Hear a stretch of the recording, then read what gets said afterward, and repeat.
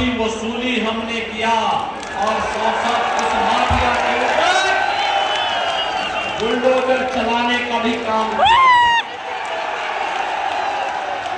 आज आपने देखा होगा ना, आज आपने देखा होगा जो सरकारी भूमि पर प्रयागराज में कब्जा किया था, उसको हमने खाली कराया था और खाली करा करके अपने जनप्रतिनिधियों को लेके मैं गया था और मैंने कहा था चलो, ये विनोद सोनकर था, मैंने कहा चलो जितने गरीब हैं, दलित हैं, फटिक है, पासी है, हरिजन और दलित है, पिछड़े हैं, इन लोगों को मकान आवंटित करो। और अपने सामने इन लोगों ने हाथों से दे करके मेरी उपस्थिति में इन गरीबों को मकान पे कब्जा करवाने का काम किया।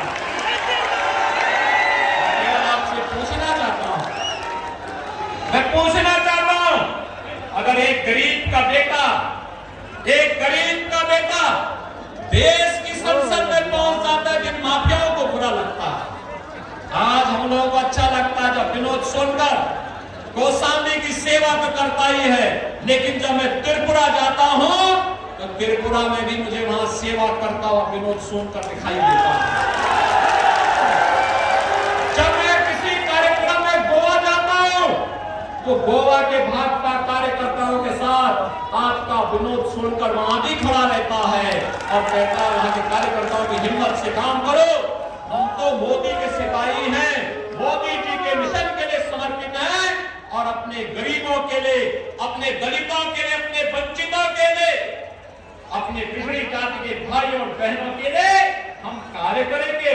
ये मुझे वहां भी दिखाई देता है। मैं महाराष्ट्र गया, ये वहां दिखाई दिया, मैं कर्नाटक गया, ये वहां मुझे दिखाई दिया, मैं तेलंगाना गया, ये मुझे वहां दिखाई दिया, मैं उड़ीसा गया, उड़ीसा में भी अनुसूचित जाति के कार्यकर्ताओं के साथ विनोद सोनकर मजबूती के साथ खड़ा होता हुआ दिखाई दिया। और बहनों भाइयों, हम हिमाचल जाते हैं तो भी विनोद सोनकर वहां कार्यकर्ताओं के साथ खड़ा रहता हुआ दिखाई देता है। आपका सांसद एक राष्ट्रीय नेता बन रहा है, राष्ट्रीय नेता बन चुका है। ये तो विकास की एक नई बहार लाने की तैयारी है कौशाम्बी के लिए। और इसलिए बहनों और भाइयों, आपका आह्वान करने के लिए आया हूं। गुमराह करने के तमाम लोग आएंगे, तमाम प्रकार की बात बोलेंगे, तमाम प्रकार से झूठ बोलेंगे, तमाम प्रकार के वीडियो बना करके, ऑडियो बना करके गुमराह करने का प्रयास करेंगे। किसी के बहकावे में आने की आवश्यकता नहीं। ये अग्नि परीक्षा का समय नहीं है, यह समय तो है कमल खिलाने का समय है, कमल खिलाने का समय।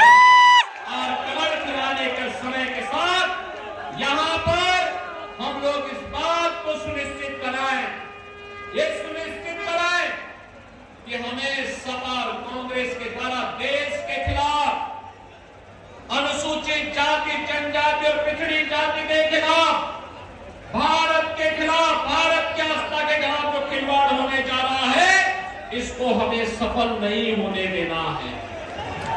बहनों भाइयों, ये सपा और कांग्रेस का गठबंधन जब भी हुआ है, ये महामारी का कारण बना। ये लोग अपने आप में महाताकत के कारण है। इन लोगों के पापाचार देश के लिए खतरनाक है, मंसूबे खतरनाक है। याद करिए, यूपीए की सरकार थी, कांग्रेस नेतृत्व की यूपीए की सरकार थी, और यूपीए की सरकार के समय कांग्रेस को समाजवादी पार्टी और बहुजन समाजवादी पार्टी समर्थन कर रही थी। तब इन्होंने क्या किया था? इन्होंने पहले जस्टिस रंगनाथ के नेतृत्व में एक कमेटी गठित की, और कमेटी ने क्या संस्तुति की थी? उसने संस्तुति की थी कि पटेल को, मौर्य को, अपने हिंदू की निषादों को, यादवों को मिलने वाले आरक्षण में से 6% आरक्षण मुसलमानों को दे दिया जाए। भारतीय जनता पार्टी ने विरोध किया, कहा कि नहीं, धर्म के आधार पर आरक्षण नहीं हो सकता है, हमारी पिछड़ी जाति के अधिकारों को कोई नहीं ले सकता है। उस